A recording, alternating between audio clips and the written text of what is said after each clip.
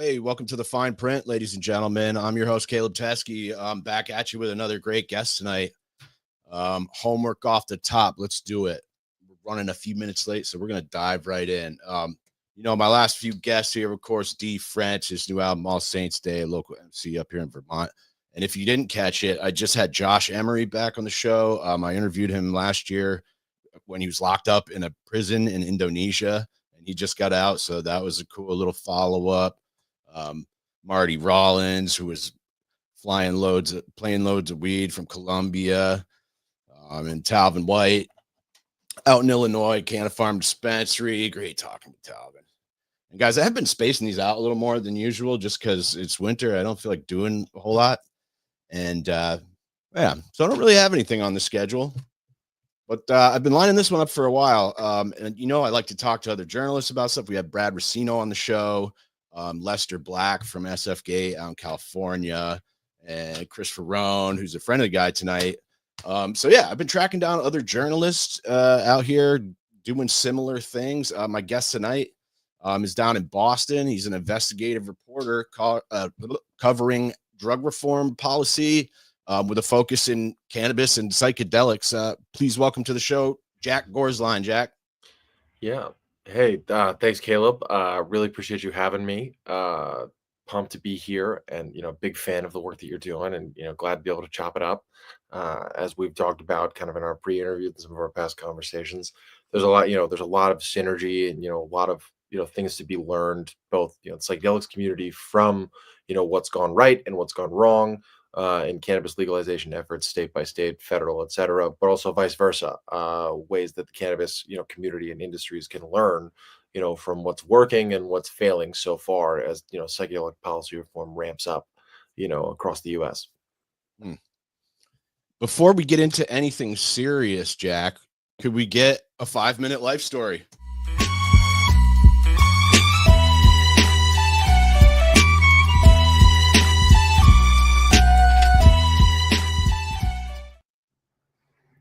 Yeah, so I got my start, as a reporter a little over 18 months ago, specifically covering, psychedelic advocacy events in the greater Boston area, in particular, an organization, that I later uncovered, a series of, pretty nefarious and, allegedly, criminal activities, fraudulent activities surrounding them. I will come back to that. But I grew up in Richmond, Virginia, about 2 hours south of DC, right in the middle of Virginia. And had kind of a complicated history with the pharmaceutical industry and the mental health industrial complex, if you will. Came up in a generation of kids that were heavily over medicated, especially those like myself who kind of identify as neurodivergent, ADHD. Have had my own evolving thoughts about alternative or like next generation mental health treatment strategies like that of psychedelics, but also have strong roots in the decriminalization effort, and a belief in amplifying those voices. And so got my start covering, a grassroots advocacy organization here in the greater Boston area last year, that I'll keep it brief about. I'm sure we'll talk about in a bit. And through kind of exposing them around the time that last year's Question 4, psychedelic ballot initiative campaign here in Massachusetts, was going on and eventually failed on election day last year. Kind of found myself, rode the wave and, carried that momentum kind of to the forefront of the psychedelic politics beat, if you will. All right, let's cut it there. I want to actually back you up for a minute here, Jack, because I'm gonna throw you over here in the big box. You said like you wanted to be a reporter like really early on, and your life just kind of took a different direction, huh? Yeah. So I both as a kid who I mentioned kind of a complex history with the mental health industrial complex, if you will, and I and identifying as neurodivergent was of that generation of kids. I was born in late 95, December of 95, where I was placed on a number of different SSRIs and antipsychotics. Before I turned 15, I was on 13 different pharmaceutical medications, none of them being actual, stimulants or, ADHD medication. I have a complex history of mental illness in my family. I, strongly identify, as I said, as ADHD, but, having seen and having experienced some of the harms of over medication, went through, an interesting journey, went to, 4 high schools in 5 years, bounced around, was kind of known for getting in trouble and skipping class, was also, a pretty strong athlete, grew up playing 3 sports, I have 3 brothers, grew up in a household of athletes.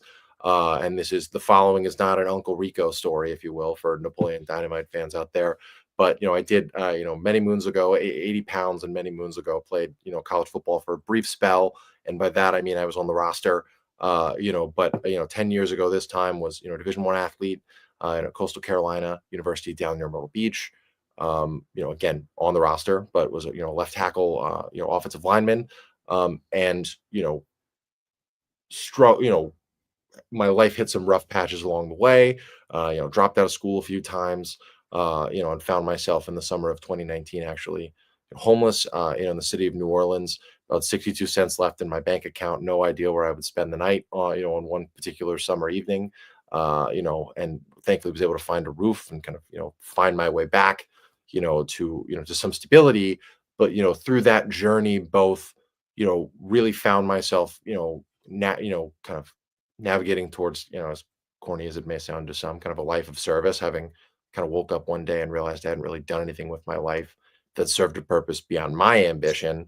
A lot of that being, trauma, all of these different things that contributed to that, kind of, internally focused mentality, throughout most of my life. A lot of it being insecurity ridden, etc. But, found my way to Boston in 2020, for an AmeriCorps fellowship, working with charter school students, third through 10th graders, at a couple of charter schools in Roxbury, which was when I first became acquainted with, you mentioned Chris Ferrone, who you've had on the show previously. It was kind of, I joke, is kind of like my Obi-Wan, if you will, one of my favorites, and my mentor, truly one of my favorite writers, even beyond that, and had started reading Talking Joints Memo when I first moved to the greater Boston area. But again, life took me down a little bit of a different path. So I spent a year in one AmeriCorps fellowship and kind of hopped to another, partnered with Northeastern, called the Massachusetts Promise Fellowship.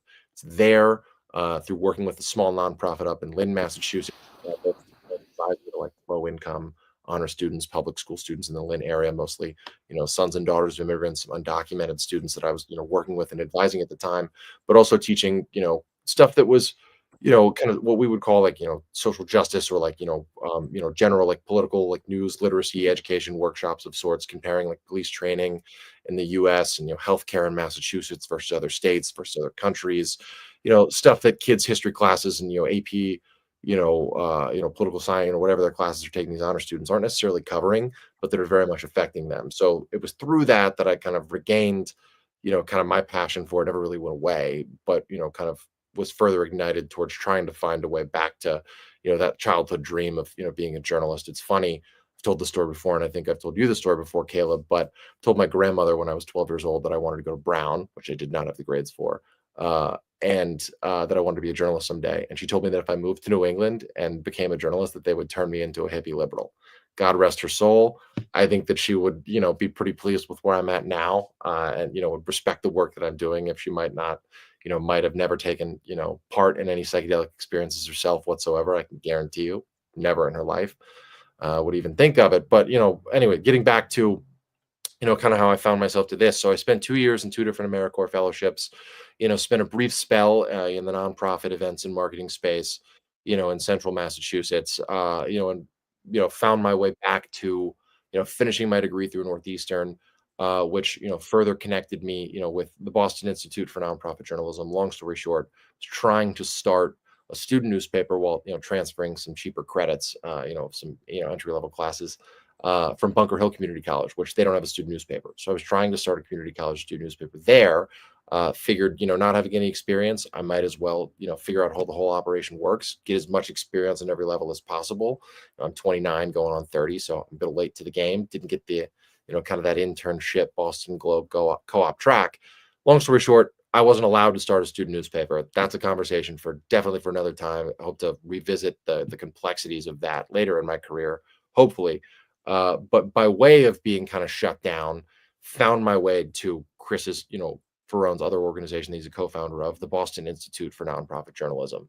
And my very first staff meeting, Chris, showed up a little bit late, and was, had complaining that he'd been up all night the night before, because a number of psychedelic advocates that he was covering an event for, really like to talk, which, I'm sure all of us that, are familiar with psychedelic and cannabis advocacy, those are some pretty passionate people. But just by coincidence, I'd happened to start working with, in a part-time job in a separate capacity that same week, with, the girlfriend, of one of the founders of Base Daters for Natural Medicine, who Caleb, you and I have both had run-ins with, but who's also the comms director to this day. And so, just so has it, it ended up falling into my, lap that, Chris needed somebody to cover psychedelics, and I was both interested in the subject, though, not intimately familiar, particularly, well informed beyond the basics and beyond, some experiences myself recreationally, but also as somebody who, is generally very political, bit of a political junkie, news junkie. Like I said, wanted to do this since I was 12. I was the kid that, in the 7th grade, was reviewing Republican primary polling data from Nevada, prior to the 2008 election. I was, a total nerd, but I was also, wouldn't turn in my math homework and would skip class, and, was a bit of a wild child. So, yeah, it has been a wild ride, and I'm really grateful, to have forged some strong, contacts and connections and sources, and even friendships throughout the grassroots psychedelic kind of advocacy community and kind of broader ecosystem, even beyond advocacy, both here in Massachusetts and, really across the country, as this issue kind of takes off state to state in a number of different forms, which we'll get into. But yeah, that's a much longer than 5 minute, but I think fitting because it's been a windy road.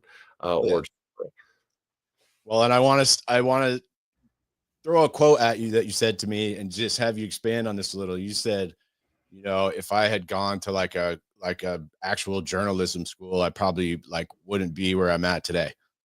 definitely not. Which What do has you been mean by so that? interesting.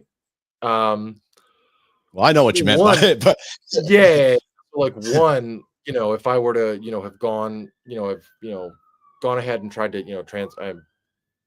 I'm just a comms major and haven't yet finished my bachelor's. I've got my associates through Bunker Hill, and have gotten so much work experience immediately through writing for Talking Joints Memo. Very bona fide serious news. Breaking very serious and big scoops that sent shockwaves across the psychedelic ecosystem, and had real ramifications for the outcome of the election. Here last year for question 4. But if I had gone take a half dozen core journalism major courses through Northeastern, and write for the Huntington News, their student newspaper, I probably would have maybe found my way, to covering something about psychedelics if they needed me to.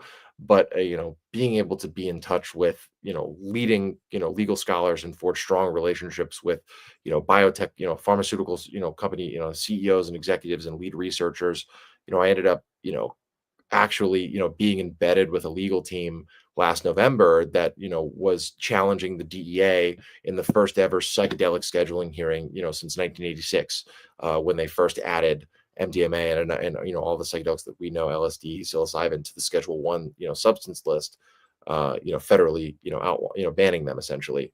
And none of that would have been possible had I gone that unpaid internship route, through Northeastern's co-op program with the Boston Globe, or, done a, summer, waited and been the 31-year-old, tried to be the 31-year-old summer intern at Politico, for, $12 an hour part-time, probably unpaid, to be honest with you, knowing this industry.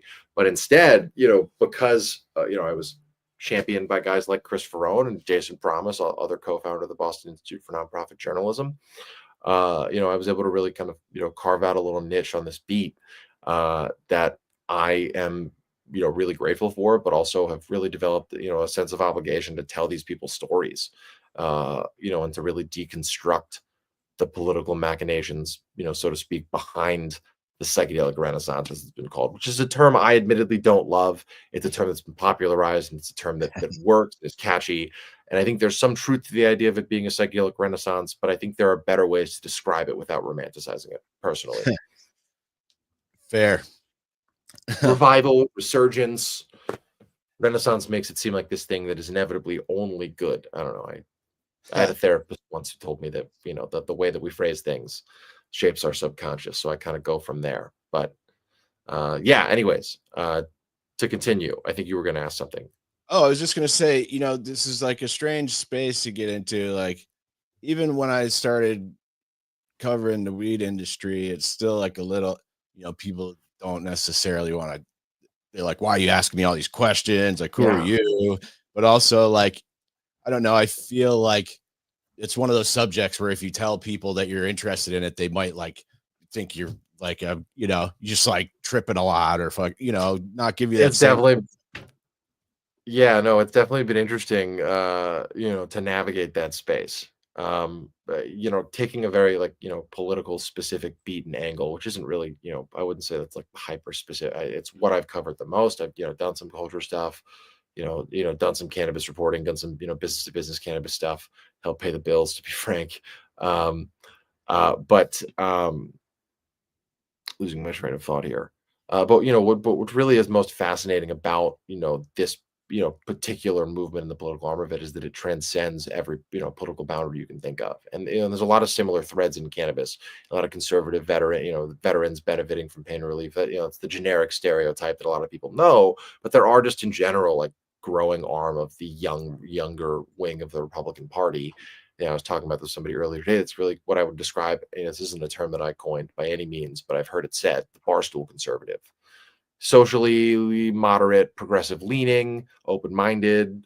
Fiscally, stay away from my. I'm from Virginia, so it's very much like that. Stay away from my, stay away from my income, stay away from my property, stay away from my guns, and by extension of that ideology, stay away from my drugs.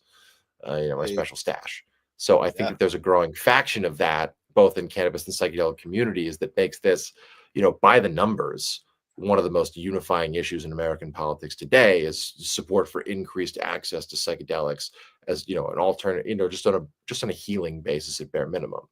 Um, and when you consider that there are few issues that poll, as universally supported, as anti-establishment, generally speaking, ideologies in today's political climate, discontent with the two-party system, concern that the government is headed in the wrong direction, or the democracy, those kind of even more alarmist things. But also the third being, in that top five, I really believe, and by the numbers, I believe it stands up to this claim, that increased support for increased access to psychedelics, which is inherently an anti-establishment oriented belief system. Um, and so when you consider that not only is it transcending traditional political lines, but through line there is this anti-establishment, consideration that I really believe, in an idealistic, Howard Zinn, Noam Chomsky, righting the wrongs of our forefathers, etc. Maybe not utopia, but in a democracy that really works out, the blueprint that's growing for grassroots psychedelic advocacy, could be, in my estimation, in theory, a blueprint for broader populist reform, and something that like cannabis reform efforts and new frontiers could actively learn from. And I think there are active attempts in emerging markets to do so, both from psychedelics and from cannabis, legalization efforts that have gone awry.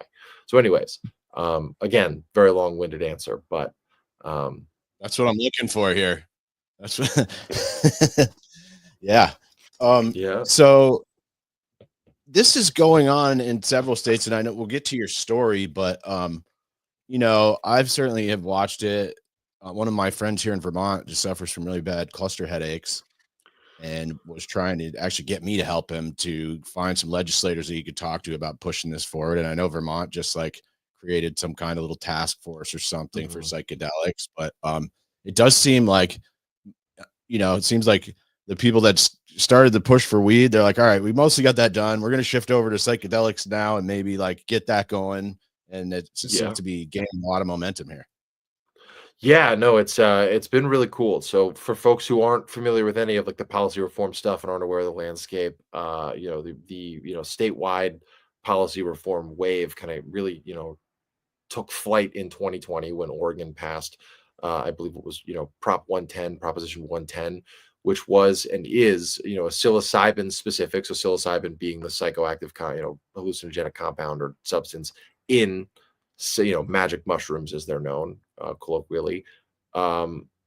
Legalized psilocybin service centers. So you had to go to a service center where a licensed facilitator that had to obtain what's turned out to be a pretty costly license through a state certified or approved licensing program or training program.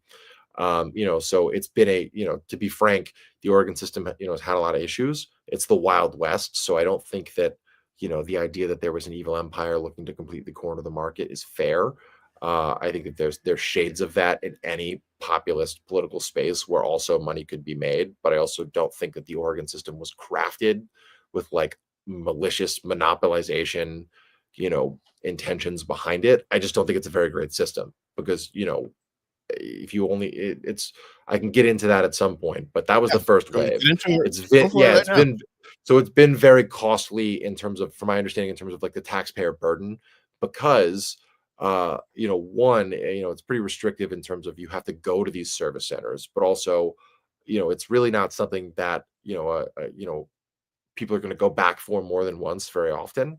So to prop up an entire business around it ends up being really difficult, especially because this is like a program that's been set up independent of the state medical system. So it's not like a ketamine therapy provider can, at least currently. There's been efforts, and there's been a bill introduced this year actually that could potentially expand and really kind of, I think, amend some of the more restrictive elements of the service center model in Oregon. So my hope is that there could be some reforms that make it more accessible. But even right now, the state of Oregon and the Oregon Health Authority, which is their like Department of Public Health, is facing a lawsuit in federal court, over essentially the model being in blatant, allegedly, or it's claimed being in blatant violation of the the ADA,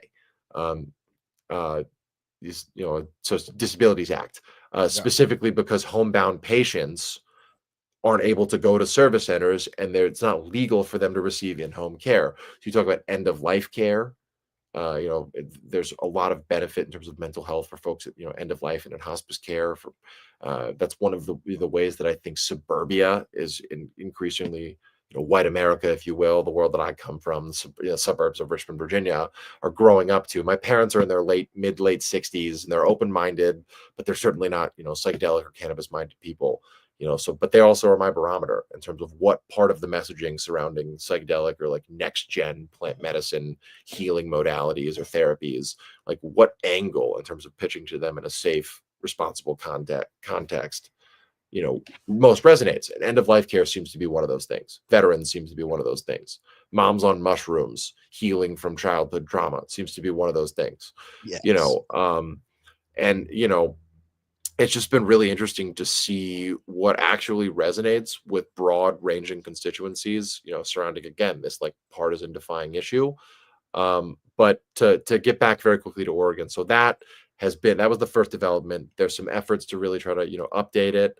What's also difficult is that because these substances aren't FDA approved, health insurance can't cover them.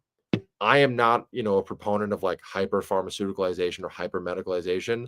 I believe that, like in particular with psilocybin, like responsible personal use, both in, in high, macro doses, for hallucinogenic or responsible, psychedelic experiences, there's enough evidence scientifically, that psilocybin carries an, incredibly low risk of abuse profile, both, pharmacologically speaking. It's not an addictive substance and, a physical, physiological way, but also, has no risk of, literally no toxicity risk. You can't overdose on psilocybin mushrooms. You can take a lot and have a really bad experience, and you should use responsibly. But the point is, because it's so much safer than so many things that already exist and can kill you that are perfectly legal, the idea that as society continues to destigmatize the science behind it, and you mentioned cluster headaches, I would just, as a general shout out, because they're an awesome organization, anybody interested in chronic pain management related to psilocybin or general psychedelics use, look up Cluster Busters. They've been doing this for a long time. They've had in particular a real angle, and were founded by folks who also struggled with cluster headaches. Psilocybin being an incredibly effective in terms of both anecdotal and real hard scientific research that does exist surrounding, potential therapeutic benefit. And what's so interesting to consider with, and this is good to bring back to, in terms of how legalization efforts are evolving, specifically with psilocybin, and why I would argue it has the highest chance of like widespread personal use decrim eventually, or at least being able to, there's a case to be made, is that even beyond cluster headaches, one, folks who have cluster headaches might take 5 grams of dried psilocybin mushrooms that for you and me, not suffering from a debilitating cluster headache that we can't even get out of bed, let alone open our eyes to live with, would induce 5 grams of dried psilocybin. I'd be on Mars personally, having what they would call That'd probably do it. neurochemically Yeah. sensitive in general, right? But I know folks who take it plenty more than that. There's a lot of interesting literature on like hyper macrodoses, but for folks, say with like osteoarthritis, taking not necessarily a sub-perceptual microdose. There's a lot of misconceptions surrounding what a microdose is. A microdose, as is scientifically researched, is a dosage that you have no mental or physical perception of benefit. Like you're not in any way feeling anything hallucinogenic. What a lot of folks describe as a microdose in common literature, in my estimation, is really that of what's called like a museum or a mesodose, something that is perceptual, something that you do feel or are aware of, but isn't hallucinogenic. It isn't debilitating in terms of like functionality in your day-to-day life, or even in like a semi-recreational, non-hallucinogenic context. Folks like tech executives who who microdose LSD, some of them are doing that sub-perceptually, but some of it's a mesa, some of it's something that they are feeling. So there's misconceptions surrounding that. But the point being is that with like osteoarthritis, getting back to the cluster headaches thing, osteoarthritis, plaque psoriasis, skin conditions, debilitating chronic pain, gut, chronic gut, and GI disruptive, issues. Gut microbiome was the word that I was looking for there. OCD. We're talking about a number of different things that, even beyond the sub-perceptual, if there's a safe semi-perceptual dose that can be used recreationally or responsibly by an individual who's well informed, I'm all for that instead of plying people with opioids. And I know a lot of people listening, and I know a lot of people in general, even beyond the cannabis and psychedelic spaces, would probably tell you if there was a non-hallucinogenic option that was non-addictive and, didn't have the debilitating and, really potentially, crushing side effects of conventional painkillers, or just the side effects of antidepressants that we know of that I think are often undiscussed, myself included, having been on a bunch of them. So anyways, I'm getting into the weeds. To get back to the legalization wave, Colorado, so Oregon was 2020. Colorado passed a much more expansive model of both a dual widespread, decriminalization of personal use and in-home cultivation, as well as that legal therapy model that has manifested a little bit differently in the way that it was written and the way that it's been amended, both compared to the Oregon model and compared to the bill that voters in Colorado, approved and, voted yes on back in 2022. So there have been some very interesting clawbacks, something that legislators have done. There's been a very interesting bill introduced this year in Colorado that I would encourage folks to, look into. That's what's known as the model of which is known as like an FDA trigger bill, in terms of what folks in this space call it, policy speak wise. This idea that like a bill that's introduced and potentially passed by a state legislature, that once FDA approved, this kind of treatment would be, available and legal for doctors to prescribe. So there's a number of different models of this. There's the breakthrough therapies trigger bill model. Anything that the FDA approves that's considered, it's been designated breakthrough therapy, which is stuff like next generation transcranial magnetic stimulation therapy, interesting stuff with like augmented reality. The FDA recently approved a video game that potentially treats, ADHD, stuff like that, right? Like those are also breakthrough therapies, but specifically, bills that are written in a way that maybe doesn't specifically mention psilocybin or LSD or psychedelics, but because those substances have been designated breakthrough therapies by the FDA, they're under that trigger bill model, would be things that as soon as they're FDA approved. But then this one in Colorado that's also been introduced, for example, in Kansas, Virginia, and Iowa, from my understanding, is an FDA trigger bill specifically surrounding crystalline polymorph psilocybin. It's a very big word that basically is a fancy way of saying a very specific kind of synthetic lab, produced psilocybin. So there's a number of different kinds of synthetic psilocybin. I'm not a chemist. I'm not a scientist. I'm also not a legal expert or a medical doctor, medical professional of any means. For me to clarify, way ahead of all of this, I'm going to give you my very best layman's interpretation. Disclaimer. Yeah, disclaimer. So there are different forms and different ways to, synthesize, psilocybin, or something that your body converts into something very similar to psilocybin, in a lab. For example, 4-ACO DMT is it's not DMT as like Joe Rogan talks about it, or DMT from the toad, 5-MeO DMT from the toad venom. This is like a lab synthesized, compound, actually synthesized by the same doctor, Dr. Albert Hoffman, who synthesized LSD in the same year in the same lab. That your body turns 4-ACO DMT, which is currently not a scheduled substance, so it's technically kind of legal. Not really legal, but it's a gray area. But your body turns 4-ACO DMT into psilocin, which is what your body also turns psilocybin into, that induces the hallucinogenic psychedelic experience in your body. So the idea that there are other compounds, other versions of synthetics, other than just this crystal polymorph psilocybin version of synthetic psilocybin, that's a very real thing as well. But what's notable about crystalline polymorph psilocybin is that there is one particular pharmaceutical, biotech psychedelic pharmaceutical company, Compass Pathways, the second largest and one of the most well-funded, although they've had a number of layoffs in recent years, as many of the companies in this space have. But they've done a lot of research and have filed a number of very interesting patents surrounding certain crystalline polymorph psilocybin, drugs. So these bills, especially if you go and check the lobbyist records, which I want to shout out, the article that I wrote most recently that I'm kind of giving some background to it. I got it right.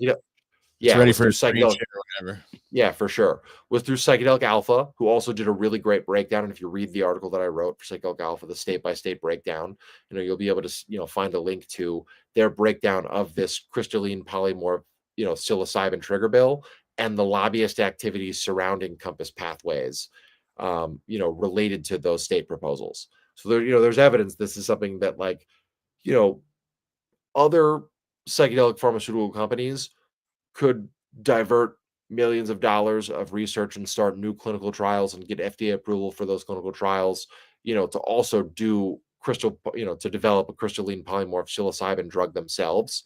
But the language is so specific because Compass Pathways is one of, if not the only, I believe, the only, but I want to say they might be one of a few companies that have dedicated tons of money and filed patents related to this specific kind.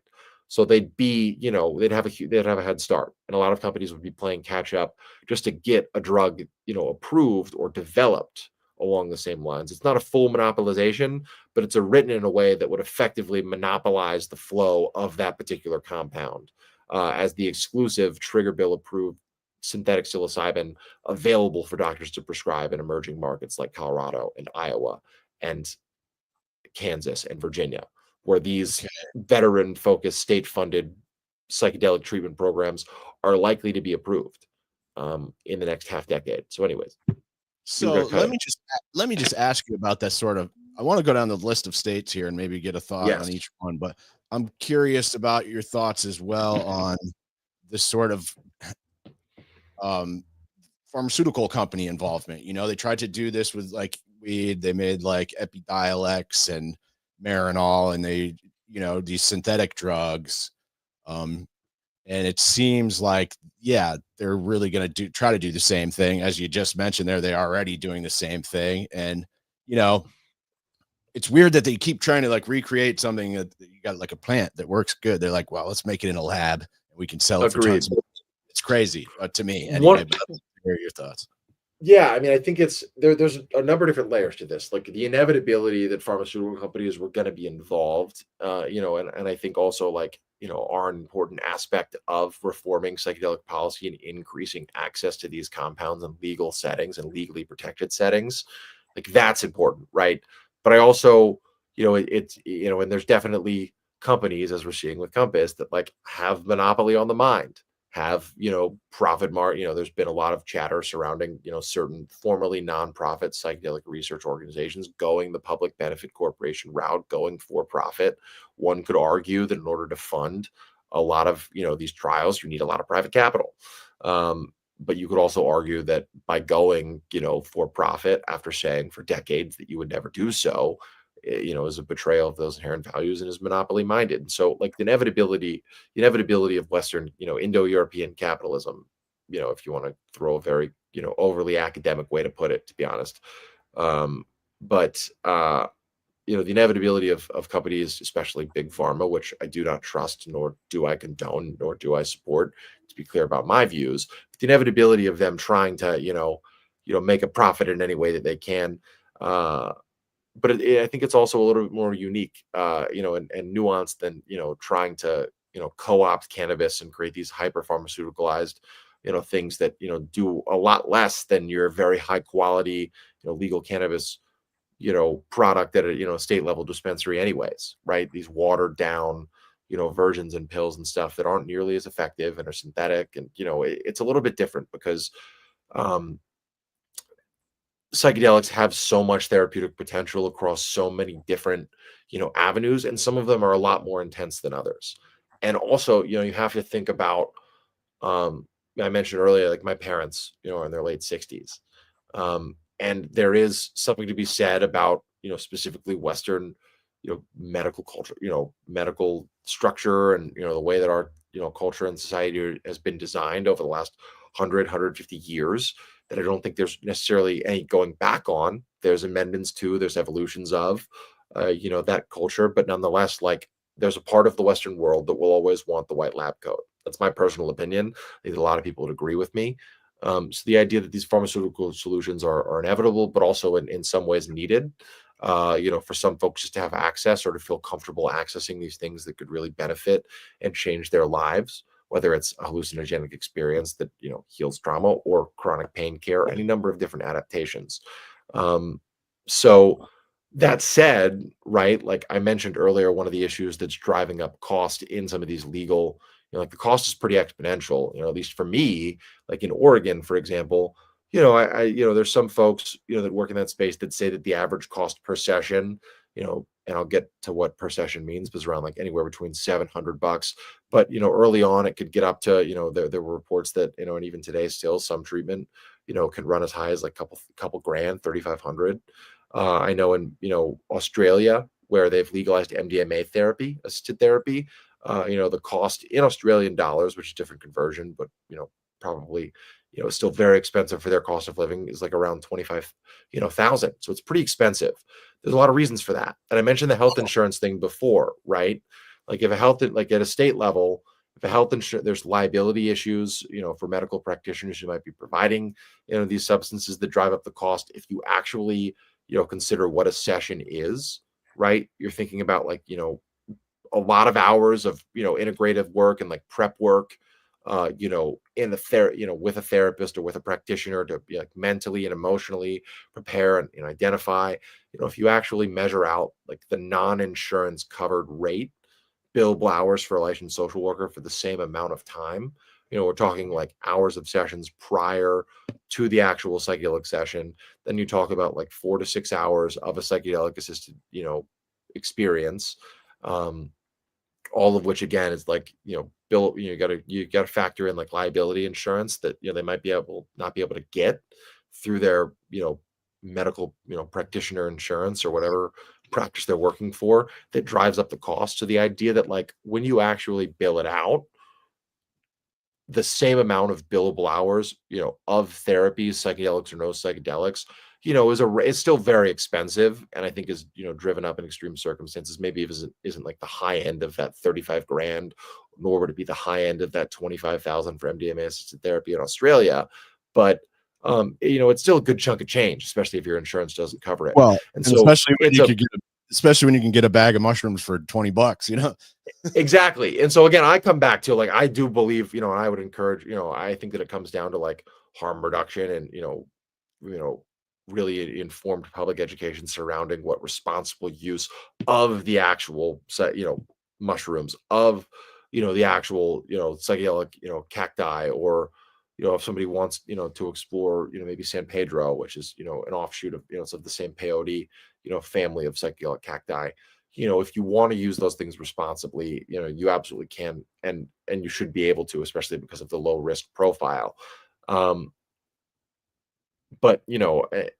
at the same time, even some of these retreats that exist in other countries, still run you a couple grand, if not more. You factor in travel, etc. So like, this is, I'm not in any way defending high costs, because to be honest with you, like even right now, I can't afford a retreat in Mexico or Jamaica or anywhere. I couldn't afford $1,000 7 week long treatment period through a service center in Oregon. It's just not in the budget for me, and that's why personally, in terms of my political priorities, I'm a strong advocate for the decrim, and not criminalizing people for for using these these substances and these plant medicines, in an informed and safe setting. Yeah. So just to clarify, like the pharmaceutical profit-minded evil empire concerns are absolutely there, and they are absolutely valid, and people should absolutely be concerned, and I think should even more more so advocate or consider learning more about what it really means to decriminalize a drug. I think if you really actually map out, the data that directly counters prohibitionist fears surrounding proliferation of the black market, like the evidence is pretty clear that there's no increased harms to public health when you decriminalize or deprioritize law enforcement investigation or prosecution of psychedelic substances and cannabis, for that matter. In fact, we're seeing on a state level in cannabis industries that the exact opposite effect is happening. Teen use is down over the last decade. High school adolescent, like the data is so clearly contradictory. And that's not to say that there aren't concerns for individuals surrounding like cannabis hypermesis syndrome, or like potential increased risk of psychotic side effects from irresponsible use of decriminalized psychedelics. But the idea that there will be this expanded proliferation of their access, and thus will be increased harms to public health, that there's just no evidence to suggest that's true. And if anything, the evidence directly contradicts that from very credible, like Reason Foundation, as far right libertarian minded organizations as you can think of. And so I like, folks should be aware of that and know that if they're both people that would prefer to use these substances therapeutically in like a monitored white lab coat Western medical setting, but also so that they can be less afraid of what it really means for somebody to just be comfortable finding those same therapeutic or healing, or even just general life improving, have a good Sunday, have a good time at the concert benefit, to generalize it, of course, right? But like, when people are more aware, that there's real hard data that quells those fears that prohibitionists may have, I think that will go a long way in both. I don't know. I think it's also worth noting that like healthcare companies and health insurance companies and psychedelic pharmaceutical companies certainly don't benefit from robust decriminalization, on a state level. And while I don't think that there's yet been, evidence found that there's, an active effort to, to steer away, I think you've seen specifically with question 4, which, Massachusetts last year was our psychedelic ballot initiative that failed pretty spectacularly. And I'm sure we could get, I know we're at, I think 45 minutes. Yeah, we're We're good. at 45 minutes now. So yeah. So anyways, don't rush stuff. We're going to go right to the list. So all right, cool. Fair enough. So, but anyways, Massachusetts question 4 was directly, it was essentially a copy paste of that Colorado model. So to give you a breakdown of what that model that was written in Colorado, it's slightly different, but the decriminalization and personal use provisions are very much the same. They haven't been altered, which are, personal possession, in public in terms of on your person, of up to 1 gram of pure psilocybin or pure psilocin, mind you, psilocybin is what your body converts psilocybin into, but 1 gram, mind you, of pure psilocybin can be anywhere between, based on potency and strain, etc., anywhere between like 56 to 164 grams of dried mushrooms. So we're talking about a pretty large amount. And then the home cultivation enclosure, the maximum, is a 12-foot by 12-foot square foot enclosure. No height limit to that, notably. So like you think about, and again, would remove criminal penalties, for, anything related to the excess of that personal possession and cultivation, it would be for 21 and over. But again, is a pretty, there's no legal environment that exists elsewhere in the world that's quite as legally protective of personal use of psychedelics anywhere close, like Colorado currently, and homegrown, protection. So that could get clawed back. There's concerns from folks that there will be clawbacks. As I said, there's already clearly lobbyist activity to really potentially monopolize access for therapeutic use, therapeutic, settings and programs and treatments. But that decriminalization model that was also written in with that, service center, legal therapeutic access model, as well in Colorado, is what we had on the ballot here in Massachusetts. And it's worth noting that because that didn't pass, a lot of the rhetoric that has been, spewed from some of the political power players, and I use spewed very very carefully and as a choice word there. A lot of the excuses that have been made by those political power players have surrounded the state level not being sorry, losing my train of thought here.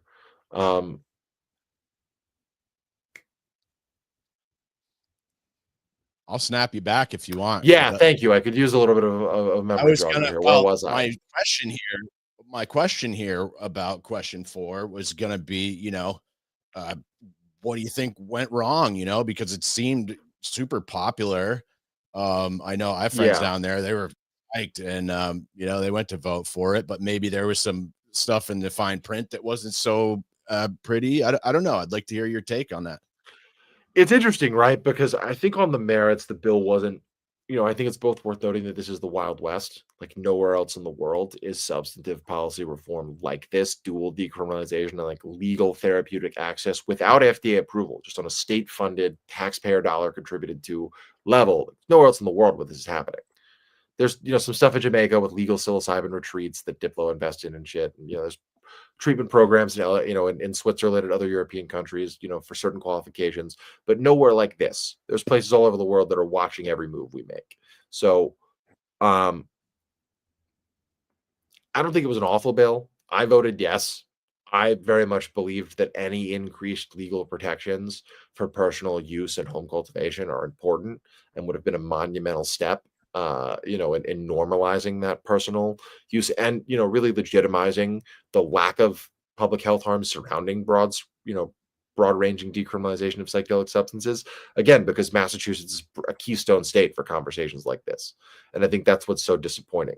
I think we'll be back. I think we'll get to that. There's been a whole resurgence that I'm excited about.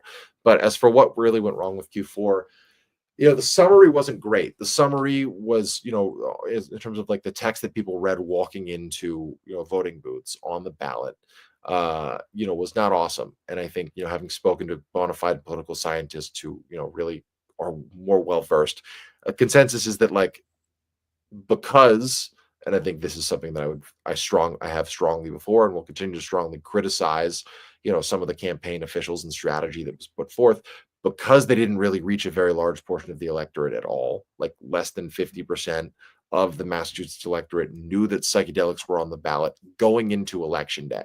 It's worth noting that like it's not necessarily common for more niche progressive political issues like this to have, 70 or 80% of, the public knowing about them going into election day.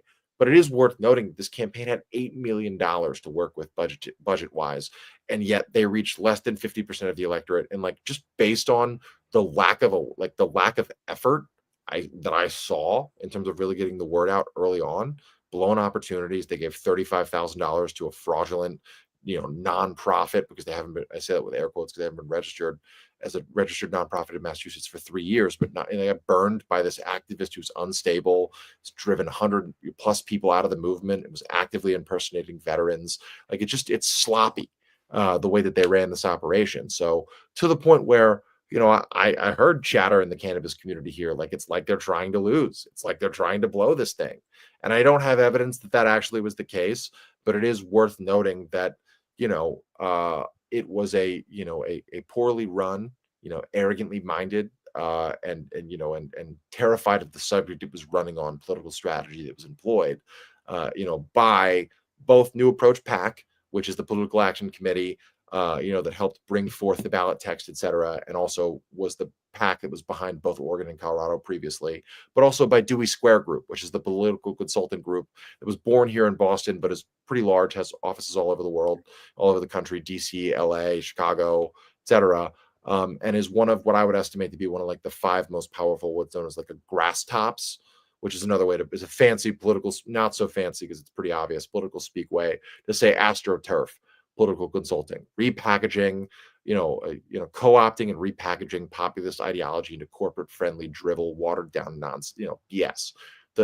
Again, the worst possible form of the argument for this issue is the corporatized model in terms of what really reaches people. That's just by what people actually resonate with.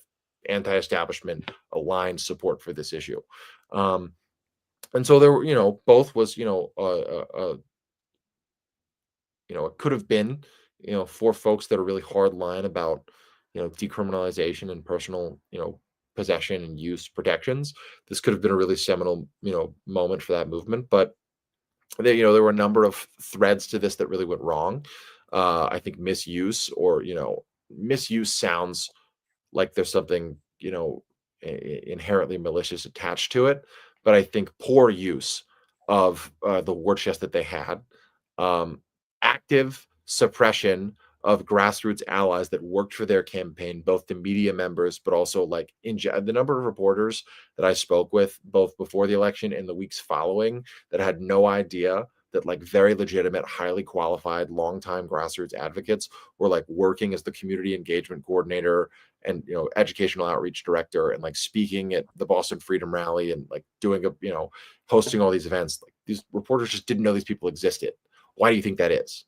Because the PR people for the campaign, largely strategized and led by Dewey Square Group, didn't want them to know that real grassroots advocates existed. It was a choice. And so when you couple that with the result being less than 50% of the electorate knew, and even though the bill was, the question was polling in the lead by, a couple of points a week before election day, it lost by nearly 14%. Because people both didn't understand, the question as they read it on the summary. They got, really shafted by the summary. I will acknowledge that. But at the same time, how do you combat a bad summary or a sloppy start to the campaign? A robust public education effort across the state, which they had $8 million to do, and yet they reached less than 50% of the electorate. And even if you're not confident that decriminalization can pass, which, to put it bold, I've said this publicly before, I'll say it again, like I have it on good authority from people directly in conversation with Dewey Square representatives at the time that like they did not believe decrim could pass from day one. And yet they took $8 million to run a campaign they didn't even believe could win, right? That from day one, they were saying, we don't think Massachusetts is going to vote for this. Why did they take the money? Yeah, we'll take your money. Why do they take the money though, right? The political consultant class is not one that is incentivized to win or lose. It's one that's incentivized to maximize billable hours. It's really interesting. I was doing a post-mortem like panel on what went wrong with the Question 4 campaign with people that worked on the campaign and some other media members a while back for Psychedelics Today, a couple of weeks after the election. And like a couple of days before, the Huffington Post reported that the Kamala Harris campaign's internal polls, never had her leading Trump. And yet they ended that campaign having raised more money than any presidential campaign for the Democrats ever in the history of the United States. They ended that campaign hundreds of millions of dollars in debt. Why?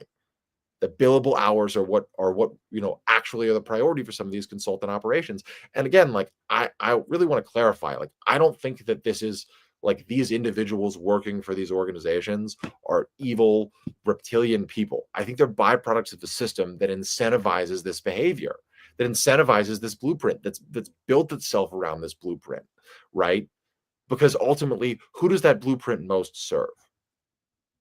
The people that stand from a specifically with psychedelics, likely the people that stand to most benefit from a hyper medicalized, insurance covered or not insured, model. The one that generates the most revenue, especially in a space that ultimately, because it's like you're talking about a treatment that you're not going to be, going back repeatedly weekly or bi-weekly, or even even more than once for psychedelic therapy for certain conditions. Ultimately, the goal is one and done. With post-integrative care and therapeutic, aftercare and integration, et cetera. But it's not really a profitable model unless you squeeze every last bit of capital out of it by making it super exclusive and difficult to get your hands on without insurance coverage, right? So like, it's, there's so many threads to this, but to give you a one sentence summary of what really went wrong with the campaign, the question 4 campaign is that what went wrong with the question 4 campaign is very much a microcosm of what is wrong with the Democratic establishment at large. And the final little tie-in that I'm sure we'll continue to discuss, but Dewey Square Group, for a little bit of history, Dewey Square Group was born in 1993 and founded by, essentially a brain trust of some of the top campaign officials and minds of the Bill Clinton 1992 presidential campaign. So we're talking about like the brain trust that birthed what we know to be the neoliberal elite. Very much, the last gasps of what the Democratic Party was by some people's accounts in terms of real populist oriented ideology, at least on some levels. The Clinton era wiped out that Jimmy Carter-esque conceptualization of the Democratic establishment, at least how it actually operated and how it actually functioned, and led to, in my personal opinion, 30 years of big talk and little action. This idea of most elections over the last 30 years have been a battle between the cowards, the convict, the crooks, and the couch. Democrats being the cowards, Republicans, in many ways, in terms of those, neocon establishment, Dick Cheney, private contracts, types being the crooks, and the couch being voter apathy. People just not thinking anything's going to change anyways. So why the fuck should we vote? That's why over a third of the American electorate didn't vote in 2024, mind you. And I think that this is a system that isn't incentivized to create those outcomes. And again, not indicative of I don't think it's a reflection. I think there's something to be said about accountability downstream, especially if you're willingly perpetuating this system. But I also think that a lot of these people, when you're bred institutionally to have this mindset that this system, the Dewey Square blueprint, is the way that you've always done things and the way you always will, that's a form of brainwash. And at a certain point, I also think that those people can be good people who aren't operating inherently in their minds or in the way that they're setting out intentionally in explicitly bad faith. Sometimes yes, sometimes no. It's just more complicated than that. But nonetheless, it is very much a microcosm of everything that is wrong with the Democratic establishment at large in the United States, and really with that establishment classic liberal thinking in Western politics, in my opinion. Amen.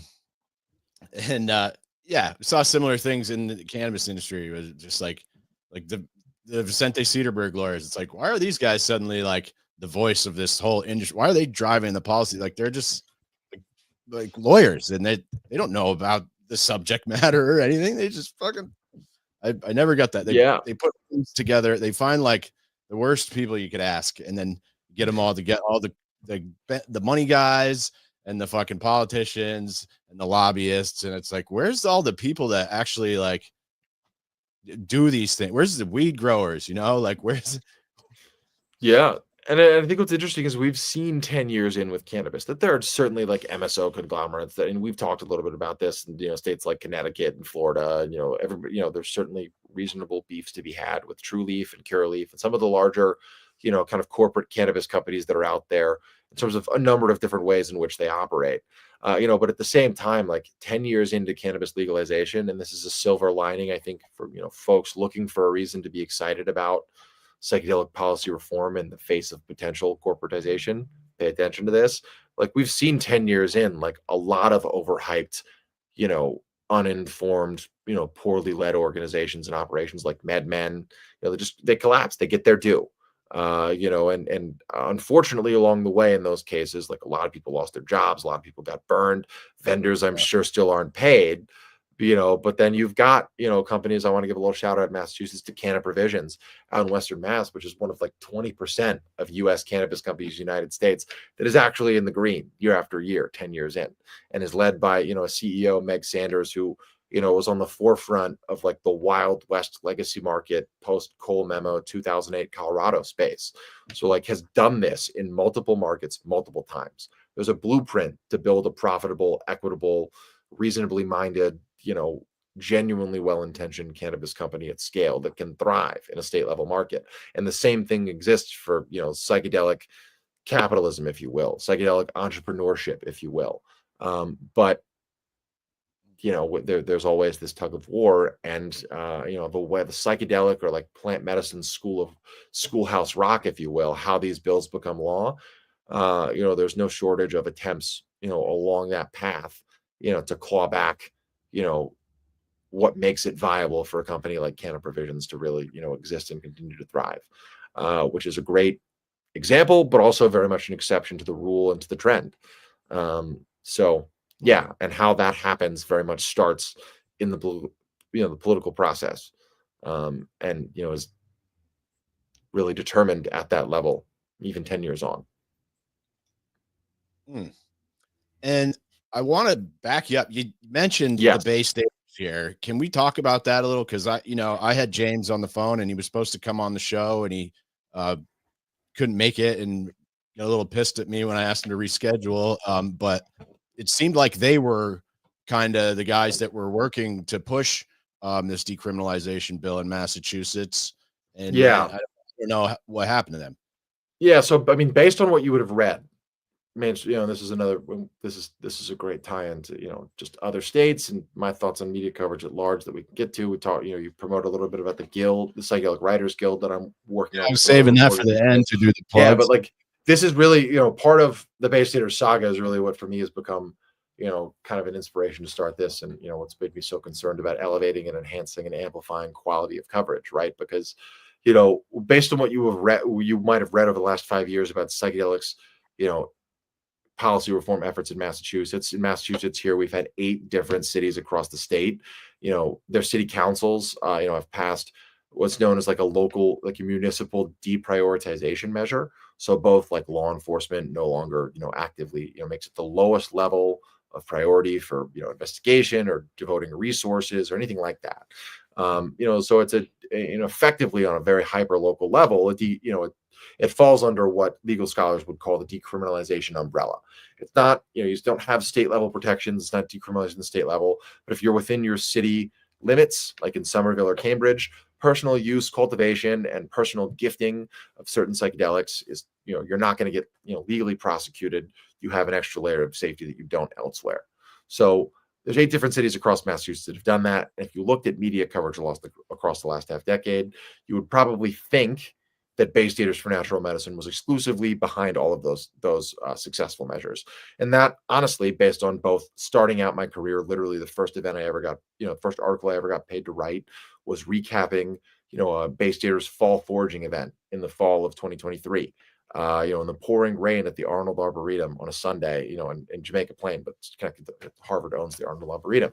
So I got my start covering this community that this guy was claiming to have built, and had heard whispers through the cannabis community of run-ins with this individual. He'd been involved in cannabis related crowds previously, and had worked in the state legislature in cannabis adjacent spaces. But to clarify, Bay Staters for Natural Medicine is really by way of this individual driving dozens, if not hundreds, of potential collaborators away from him. It was essentially just James Davis, of Jamaica Plain, originally of Kansas, and formerly of state legislature and cannabis and policy related spaces, and his romantic partner and comms director, Columba Klenner. It's worth noting that like Decrim Nature Massachusetts was a successful state level chapter of the Decrim Massachusetts, Decrim Nature umbrella that was very heavily involved and really was the foundation of deprioritization measure outreach and the successful passage of those measures in Cambridge and Somerville back in 2020 and 2021 respectively. And, as well as a number of other, local efforts. And, really what we saw time and time again was this individual, drive folks out of the space shortly before, shortly after some sort of collective, cooperative victory that they'd had an outreach or, bringing forth a prioritization measure, and then very quickly claiming credit, for that all the way, all along the way. I've spoken with, like I said, dozens of, I have a list of, over 150 people across, 8 states and counting right now that have all had run-ins with this individual. But what makes it even more complicated and even crazier is that, despite, no shortage of hemming and hawing about the unfair corporatization that the ballot measure question 4 would have wrought upon Massachusetts, and being a vocal advocate and spokesperson against it, James actually, both endorsed it over a year ago, over 2 years ago now, but also took, without really telling anybody except a few close contacts.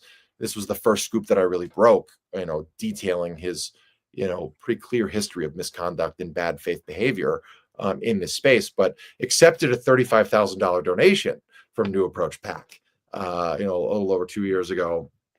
Shortly after endorsing, and not long after then starting to criticize and eventually come out against and in direct opposition to, which he did, come out in opposition to, but shortly after which it was revealed, which was my second big scoop, that he'd actually teamed up with notorious prohibitionist, Kevin Sabet, and his organization, the Foundation for Drug Policy Solutions, which Kevin Sabet's other organization is Smart Approaches to Marijuana, which is a far less, cannabis-friendly organization than it sounds, as you and I both know very well. But I was leaked a series of emails that this individual, James Davis, had sent to the Assistant Attorney General, here in Massachusetts, both like directly advocating for some of those restrictive language changes to the ballot summary, which remember to bring it back. To that I said was one of the really deciding factors. The ballot summary made it, easy to be afraid of if you didn't know anything about this.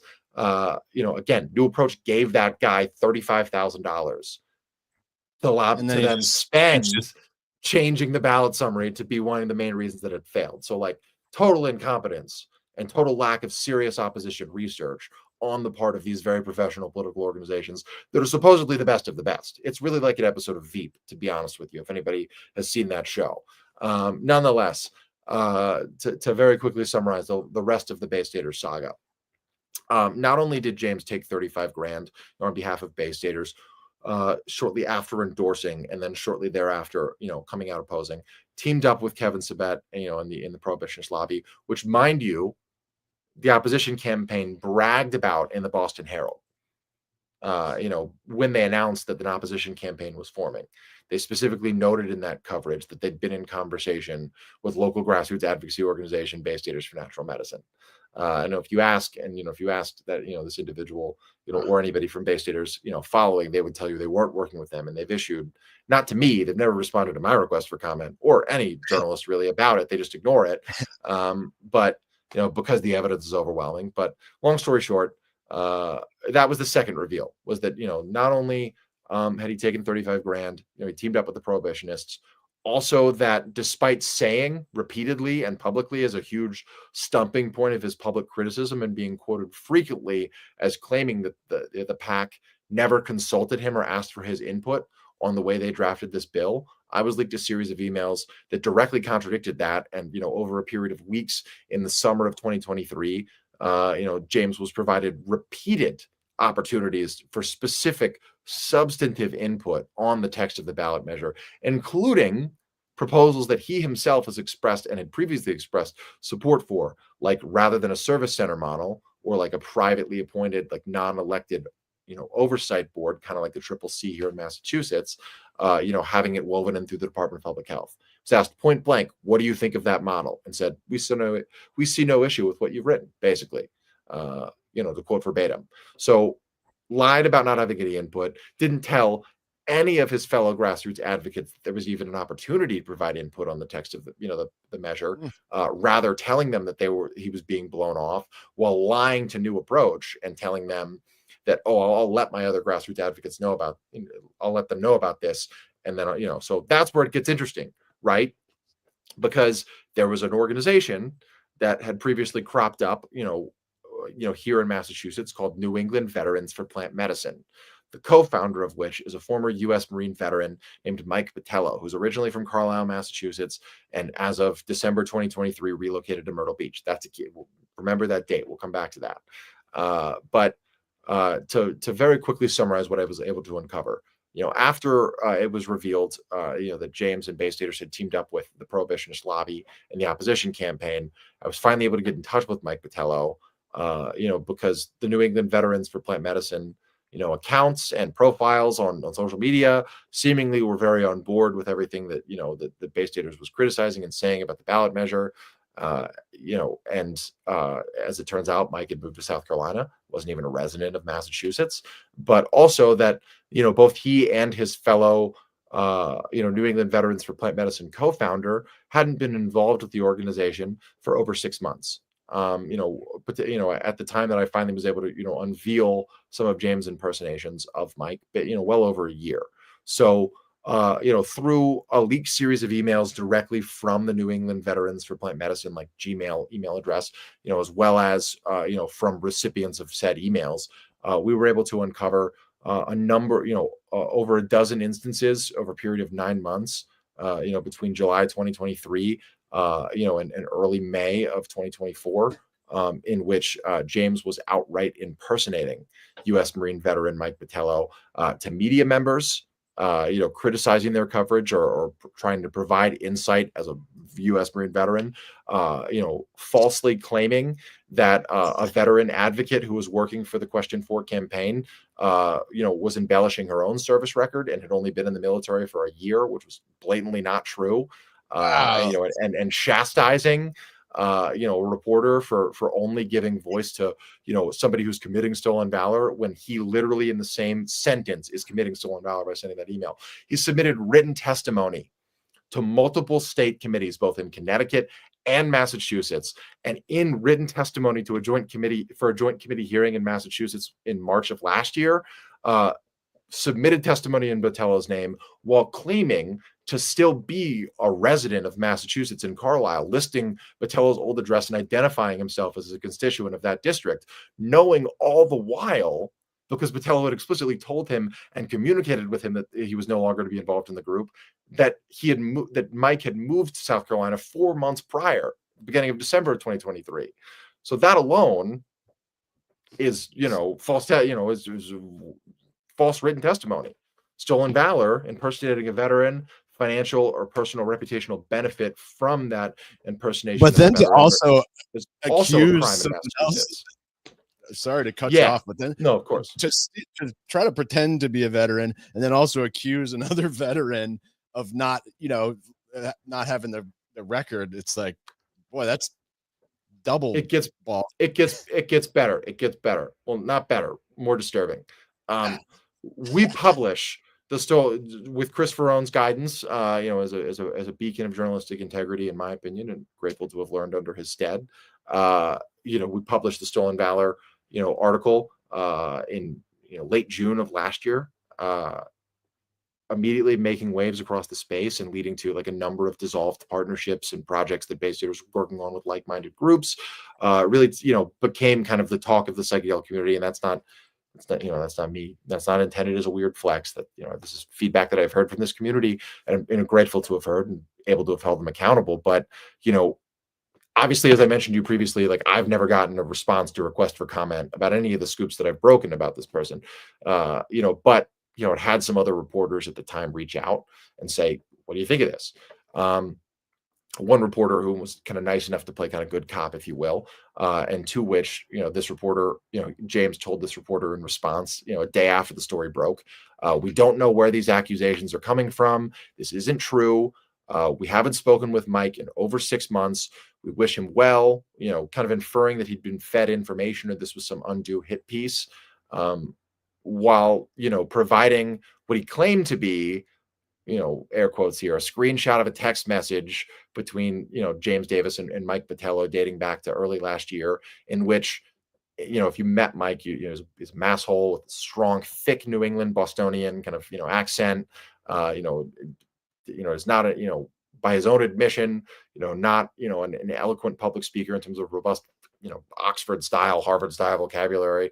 But this text claiming where, James is claiming that Mike said, you 100% have my permission to impersonate me. So worth noting that we ran that screenshotted text through a number of different fake image and altered image detectors, all of which came back saying that it was likely a doctored image.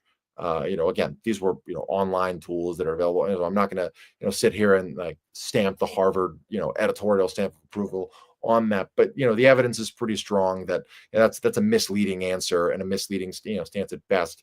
Especially considering that shout out to DoubleBlind Magazine and Benzinga up in Canada, for a couple of weeks later, picking up the Stolen Valor story and doing a short write-up on it, referencing our reporting at Talking Joints Memo, which led to a flurry of additional media request for comment to the Bay Staters camp. In response, the story that James issued was very different than what he originally told independent psychedelics reporter Sasha Sisko just a day after the Stolen Valor story first broke through Talking Joints Memo, which was that he started claiming that shortly before, and this is both in written emails to editors at prominent publications that covered the story, but also in private messaging that I've been provided, was claiming that shortly before this story was published, we cut ties with working with Mike Botello and tried to say that they'd received credible accusations that Mike had been involved in the sex trafficking of women. Again, zero evidence backing this up whatsoever, even when asked for evidence. Completely baseless, potentially, allegedly, supposedly defaming or potentially slanderous accusations. Zero evidence, but again, complete 180 from we wish him well, haven't spoken to him, don't know where he's getting this from. He told us this was cool. Now spinning this whole story to try to make this the whole situation seem so scandalous that further reporting won't be something that larger outlets might want to gravitate towards. Not only that, in terms of getting back very briefly to the media coverage angle, I spoke with reporters at prominent kind of legacy or mainstream media outlets in the Massachusetts media ecosystem, Boston Globe, WBUR, GBH News, who were all some of which who were aware and had direct prior run-ins with this individual and were aware of his lack of credibility or at least unstable kind of toxic interpersonally abusive behavior.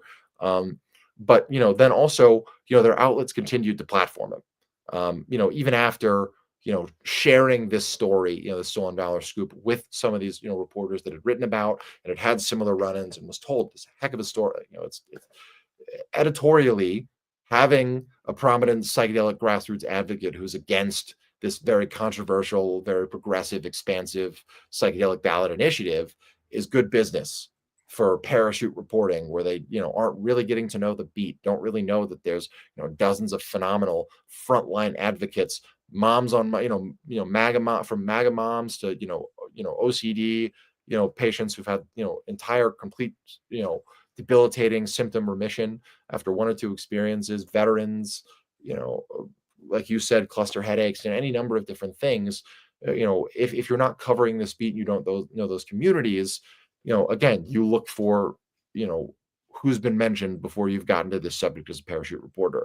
And time again with Question 4 related media coverage, unfortunately, we saw reference to the Bay Staters criticisms of Question 4, which I think there were valid criticisms in general, cost concerns, decriminalization is a little bit too broad, is it something that could doom it because it's so broad, or people going to be against it as a result of that, et cetera, but nonetheless, without a single mention of credible and verified fraudulent behavior and a history of misconduct, prominent people within this ecosystem, former state officials, actively saying that this is an individual that people have been warning each other about for years, publicly saying that on the record, and yet reporters turning a blind eye, both because again it's so controversial that is it worth giving an extra paragraph to when they have a parachute reporting oriented, summarize what the question is, summarize the best argument for, summarize the best question argument against kind of thinking, but that's at detriment to putting a face and putting a real nuanced argument on a really, really important issue politically, and one that I think to bring it back out a little bit broader, I very much believe that the political arm of the psychedelic renaissance, because of what I mentioned before, being something of potentially this populist blueprint, potentially being this, in terms of generally being able to address in a substantive and meaningful way the mental health crisis, et cetera. What comes downstream of that is a potentially happier society. Who knows? I think it will go down, win or lose, corporatized or not, as one of the most, if not the most consequential political movement of the 21st century, or at bare minimum of our lifetimes, because of how it defies those party boundaries, because of all the things I just said. And so,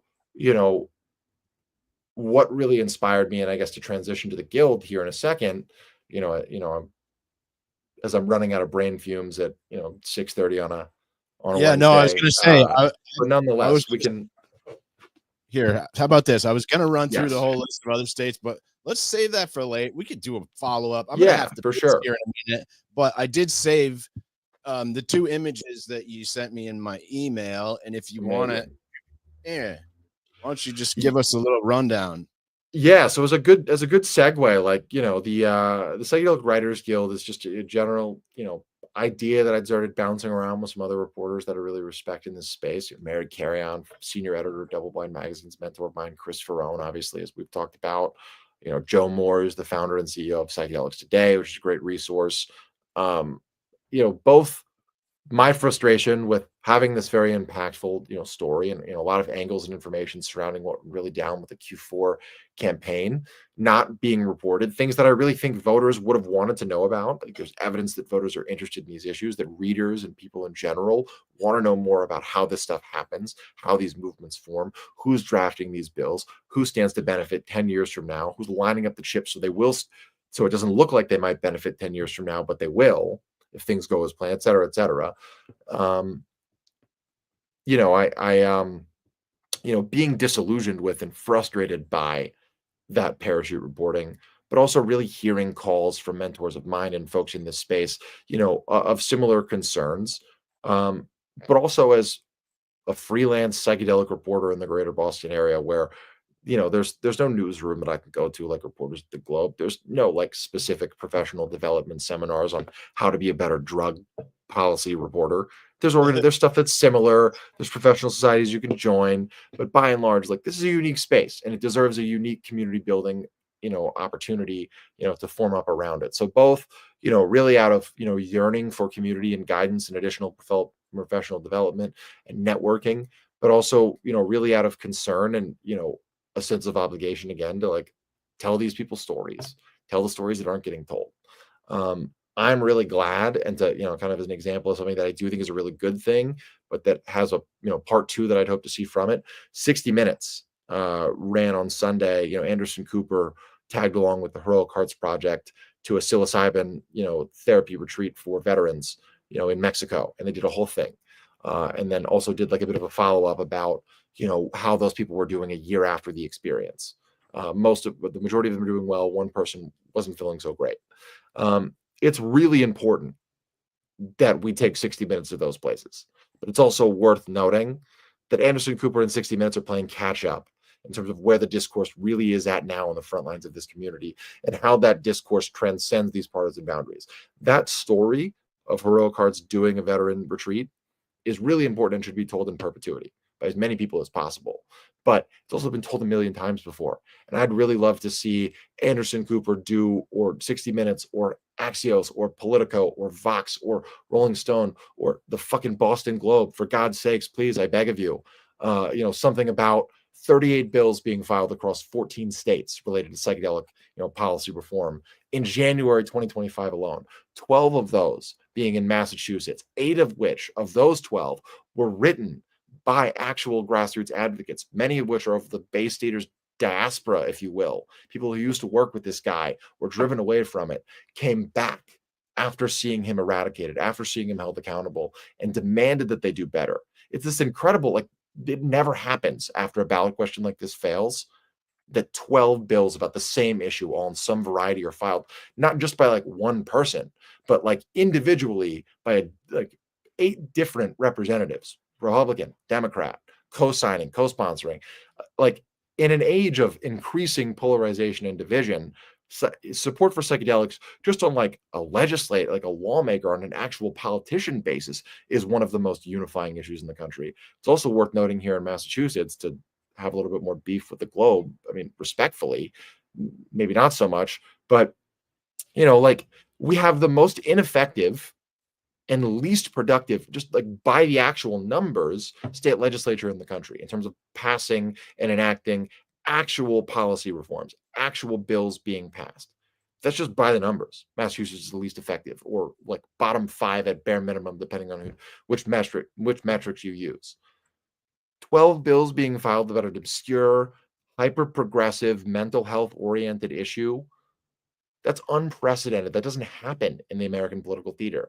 And yet you're not seeing anything about it in any of these mainstream. There's other pressing global issues, don't get me wrong. But it's both a consequential political movement and something that's actively defying the political divisiveness across every other political issue in the American theater today. So my hope is that we can really document that in a more meaningful way, than not to diminish veteran healing, opportunities and et cetera. But as far to get to what that means for the Guild in a very quick summary, both, like I said, community building. The hope is, to start hosting informal, open networking, maybe some professional development seminars, but, with the goal of being kind of a hub, where some of these legacy, mainstream media outlets, and media, publishers, et cetera, can come to, both for their parachute reporters to work collaboratively, both to get resources to do, to increase their quality and enhance their quality of coverage, or to partner directly with, or to directly employ writers within the Psychedelic Writers Guild database.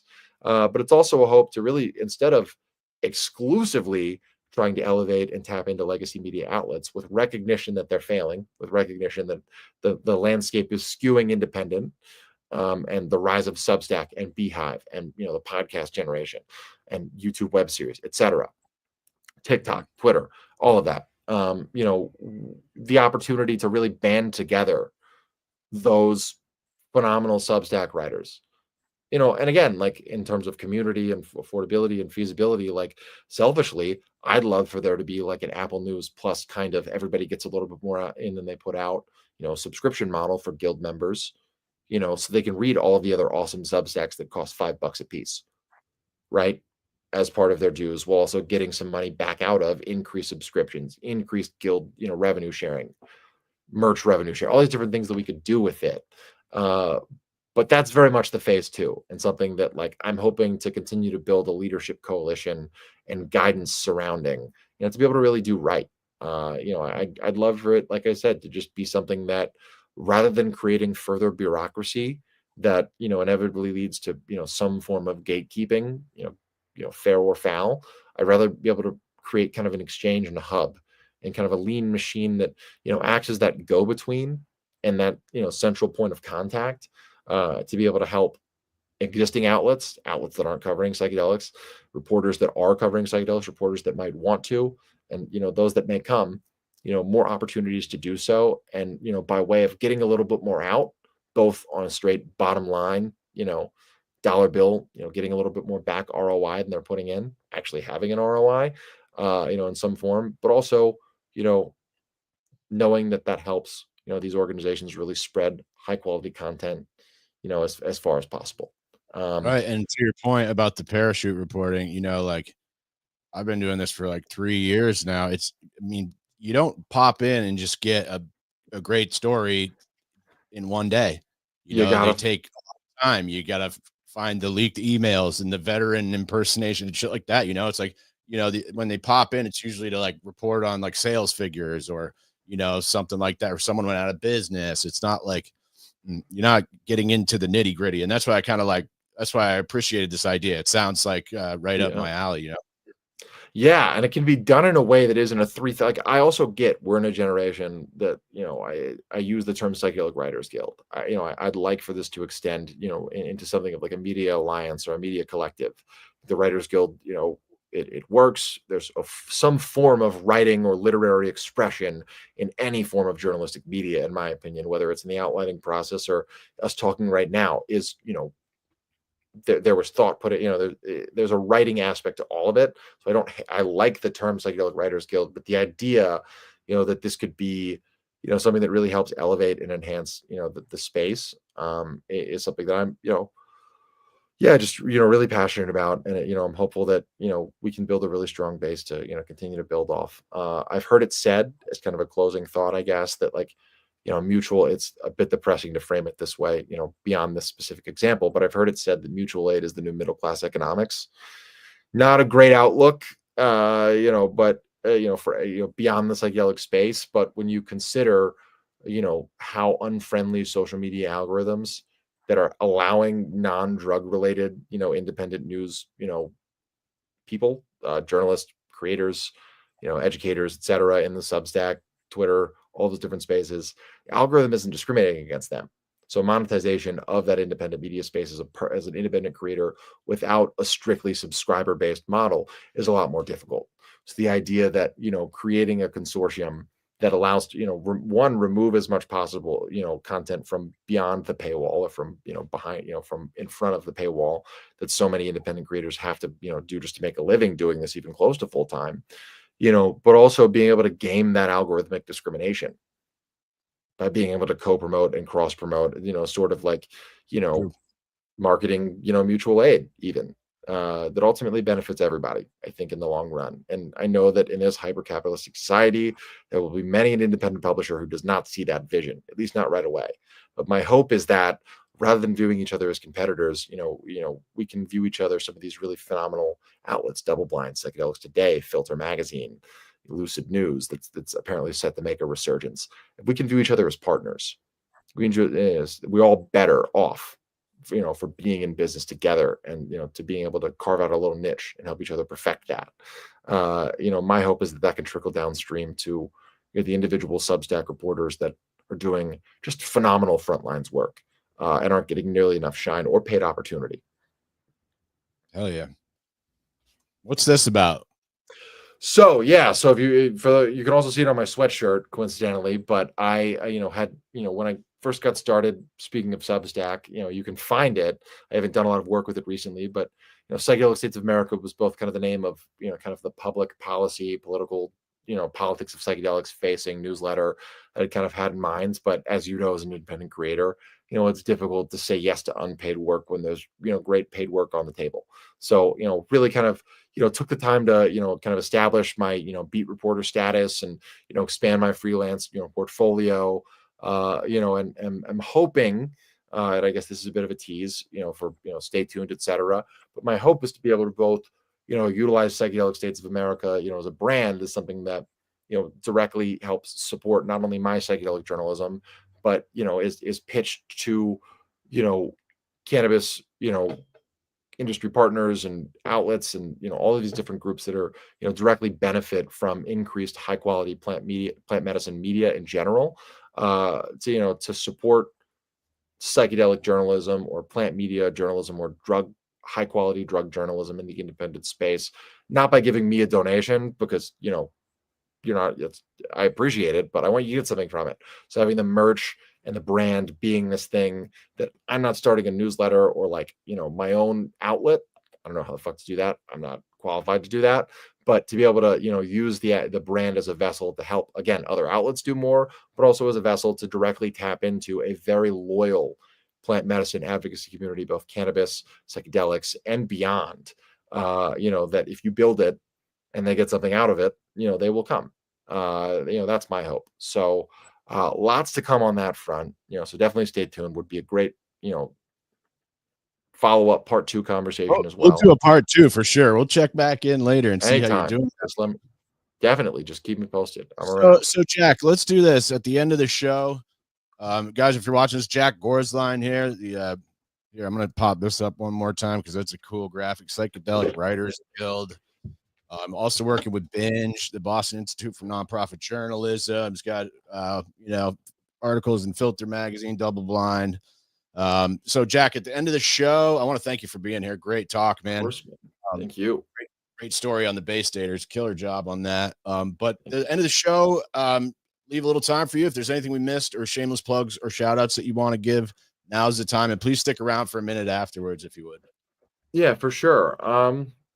Yeah, I mean, I would just say that, I'm grateful to, mentors of mine like Christopher Owen, Mary. I mentioned Mary Carey on Double Blind. I think, um, I'm us be able to even have this conversation about the possibility of legal psychedelics and, cannabis industry issues in general, very much a product of us standing on the shoulders of giants that, made these conversations viable, made these things that, guys like us could, make a little bit of money talking about, reporting on, documenting, there even being an industry to, critique.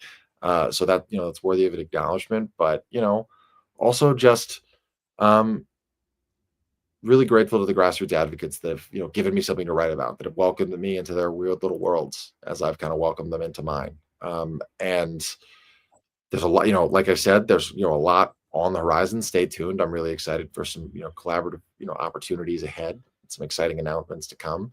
But for now, and, anybody who's interested, in what the political arm of the psychedelic renaissance, as it's been called, actually entails and what that goes into, stay tuned, but also do your research. You could find my work. Obviously, we'll have it linked. But yeah, keep an open mind. And again, Caleb, thank you so much for having me. I really appreciate it. My pleasure. We're going to sign it off, guys. That's Jack Gorsline. I'm your host, Caleb Teskey. Remember, the devil's in the details, and the details are in the fine print. Peace.